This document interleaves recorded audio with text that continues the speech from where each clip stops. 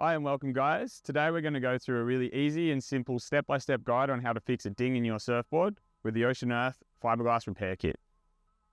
So what's in the box? So you've got your resin, which is used to bond and strengthen the repair. It'll help you in the glassing process as well. You've got your Q-cell, which is filler to help rebuild missing foam areas. You've got your fiberglass matting, which helps reinforce your repaired area. You've got your catalyst or hardener, which helps your resin cure properly. You've got your mixing sticks and your cups for precise Q-cell and resin mixing. Lastly, you've got your sandpaper. You've got your 80 grit and your 120 grit. Your 80 to cut it down and then the 120 to smooth it. So there are some extra tools required that don't come in the box that we recommend that you have ready before starting your repair. A nice sharp pair of scissors. This will help you cut your glass matting. A sharp Stanley knife, which will help cut dead glass from around your repair. Some masking tape to help contain the damaged area. And finally, a wax comb, which will help you apply your resin smoothly. If you have anything larger like fin boxes, creases, and snaps, we recommend that you go see your shaper or local professional. Step 1, preparing the ding. It's important to note that a key to a successful repair is all in the preparation.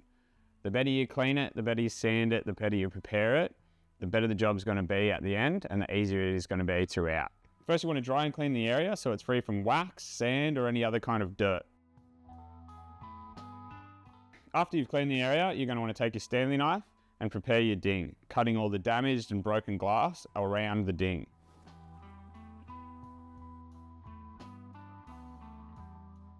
If parts of the fiberglass have separated from the foam, you're going to want to remove them too. Now you're going to want to lightly sand your damaged area. Using your coarse sandpaper, the 80 grit, lightly sand 2 centimeters around the ding on the glass here. This will help create an area that the Q-cell can bond to. Step 2, setting up your repair. For a rail repair like this, you're going to want to have your ding facing upwards.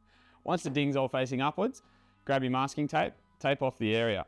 This will stop all your Q-cell and your resin from bleeding all over the place and making a mess. Once you've taped off the area, then you're going to want to create a little funnel or a canoe or a bucket to hold all the resin and Q-cell into the repair.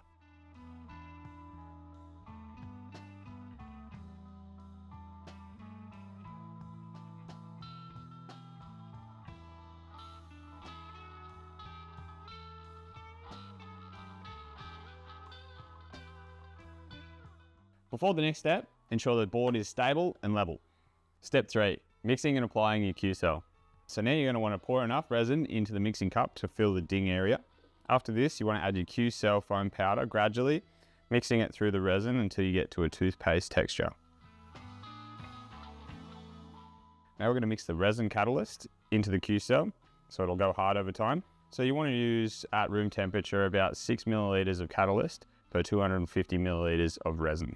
Bit of a caution here, too much catalyst creates a hot mix, which can cause cracking of your Q-cell, and sometimes it can actually smolder and smoke. Today we used about 100 ml of resin, so we use about 3 ml of catalyst. Now you're going to pour your catalyst in and mix it thoroughly throughout your Q-cell mix.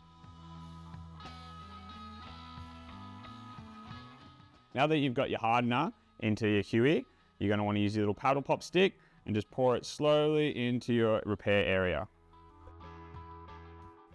Make sure when you add your Q-cell in here, if any of the air bubbles are kind of arising, you want to prod them out before it goes off. Otherwise, when you're sanding it, you're going to have lots of little holes in your repair area. Allow some time for your resin and your Q-cell to cure now.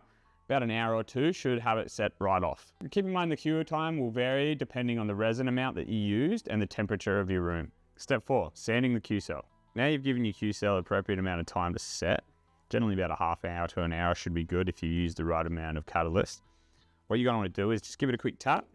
If it's hard, that generally means it's set. Otherwise you can peel the masking tape off like so. And if you can feel it, it's not quite tacky. It's hard, it's firm. It's good to sand. You'll have your 2 different types of sandpaper now, your 80 grit and your 120 grit. The 80 grit's going to cut down all the excess, whilst the 120 is kind of shaping it to the plan shape of your surfboard, doing the finer details before you glass it.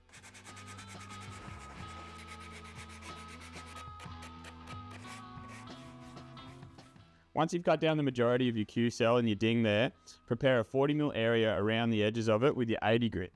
This will ensure proper bonding in the next steps with your resin and your glass. If this area is prepared poorly, later on when you put your glass on and you're sanding it, it'll just peel up and you'll be fighting yourself all the way back into the ding.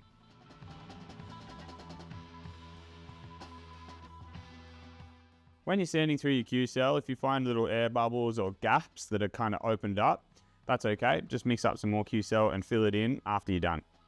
Step 5, preparing your fiberglass matting. For this step, you want to cut 2 pieces of your fiberglass matting, roughly the same size as your ding. And then the second piece should overlap that piece by about 10 mil.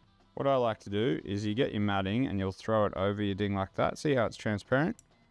You kind of gauge the whole side there. So we'll just get this. Cut that straight up. Perfect. And you just clean up the edges.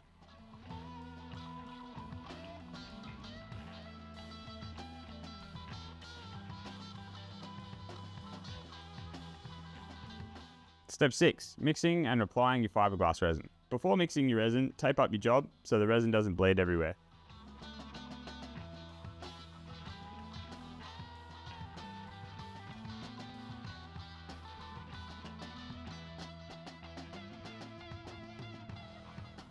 Now we've taped the job up, we can start mixing up the resin. Pour enough resin into the mixing cup to cover your repair. Now mix the correct amount of catalyst in with your resin. Same as before. Step 7, applying the fiberglass. Dump your catalyst into your resin. Give it a good mix. Make sure it's stirred completely through. What you generally want to do here is grab a touch of resin and just lay it over your repair here like this. And this will help you set your first small patch of glass over the top here. Then you just want to slowly dump a little bit of resin over your glass and just knead it in piece by piece. Just give it a good soaking. You want your whole glass sheet to be soaked in resin, like so. Once you've covered your whole repair there like that, grab your second piece of glass and just fold that over your repair again. Make sure completely soaked.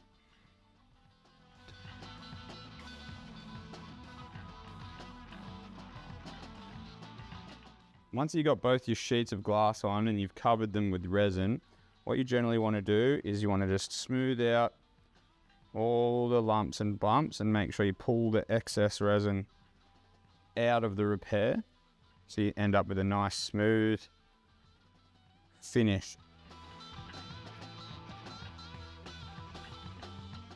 Much the same as your Q-cell mix, you want to leave this one for about a half an hour to an hour so that it goes off. Step 8, final sanding and finishing. Once your resin is fully cured and hard to touch, remove your masking tape gently. Now you want to sand your repair flush back with the board. Start with your coarser sandpaper, your 80 grit, to cut down most of the resin, and then finish with your 120 for the finer touches. Once you've cut down the bulk of the resin with your 80 grit and you start to see the plan shape of the board, move on to your 120 grit for the smoother finishes. Once you're finished and you have your desired shape, grab your 120 and give it a wet rub. Once you're finished and you want a polished look for your repair, give it a touch of water and just give it a smooth rub.